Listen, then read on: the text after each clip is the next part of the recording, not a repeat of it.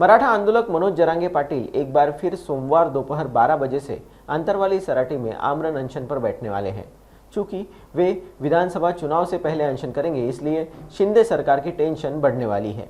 इसलिए सरकार ने जरांगे पाटिल को भूख हड़ताल पर जाने से रोकने के लिए रविवार रात मंत्री दीपक केसरकर ने जरांगे पाटिल से मुलाकात की और उनसे सरकार से बातचीत करने के लिए मुंबई आने का अनुरोध किया।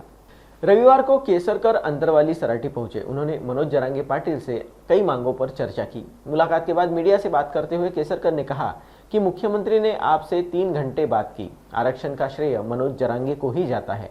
मराठवाड़ा गैजेट की घोषणा मनोज जरांगे से चर्चा के बाद की जाएगी। आप आइए, हम चर्चा करेंगे और अंत मीठा करने के लिए सही निर्णय भी लेंगे। उन्होंने सगे सोरे और हैदराबाद गैजेट की मांग की है।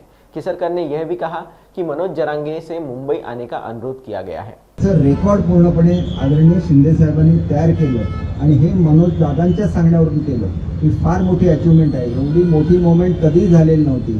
त्याच्यामुळे ज्या कुटुंबांच्या संदर्भात हे दाखले मिळालेले आहेत त्या दाखल्यावरून त्यांना सर्टिफिकेट्स कसे देता येतील आणि जात पडताळणी कशी करता येईल याची सुद्धा चर्चा झालेली आहे। त्यांच्यावरच्या चर्चेमध्ये आम्ही ते त्यांना सांगितलं। उद्यापासून उपोषणाला बसतात, उद्या रात्री मध्य शेवटी असं आहे की दादांशी माझे सुद्धा चांगले संबंध आहेत। मागच्या वेळेला ज्यावेळेला ते नवी मुंबईला आले होते त्यावेळेला मी त्यावेळेला उपस्थित होतो आदरणीय मुख्यमंत्री महोदयांच्या बरोबर आणि त्याच्यामुळे मुख्यमंत्री महोदय जी काही जबाबदारी आम्हा त्यांच्या सहकार्यांवर टाकतील ती घेऊन आम्ही मनोज दादांना भेटू। आवश्यकता असेल तर मी त्यांना विनंती करेन की आपण स्वतः मुंबईला या आणि चांगला असा शेवट म्हणजे everything is well that ends well असं म्हटलं जातं। ज्याचा शेवट गोड होतो ते सगळे गोड असतं आणि त्याच्यामुळे त्याच्या पद्धतीने हा प्रश्न मिटावा असं मला वाटतं। धन्यवाद। मराठा समाजाने अपेक्षा करावी का की हा गोड शेवट होणार आहे? शेवट 100% गोड होणार आणि छत्रपती शिवाजी महाराज समोर आहे त्यांना नमन करून सांगतो की मुख्यमंत्री महोदयांनी त्यांची शपथ घेऊन सांगितलेलं होतं की आपण आरक्षण देणार आणि 10% आरक्षण त्यांनी दिलं।